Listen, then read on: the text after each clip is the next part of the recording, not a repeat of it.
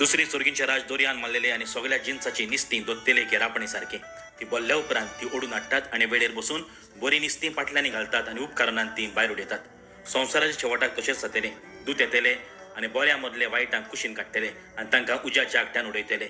थंय रोडणे आणि दांत किल्लोने आसतले। तुमी हे सोगले समजल्यात? ते म्हणटात होय, आणि तो तांकां सांगता। म्हणटच सुर्गींच्या राजाचो शीस जालोलो जोण एकलो धर्मशास्त्री आपल्या भांडारांतल्यो नव्यो आणि पोन्न्यो वस्तू भायर काडून दाखयतल्या एका गोरकारा सारको। बाबड्यानो, आमचे निमाणे जोडटेचो उगडास करुया।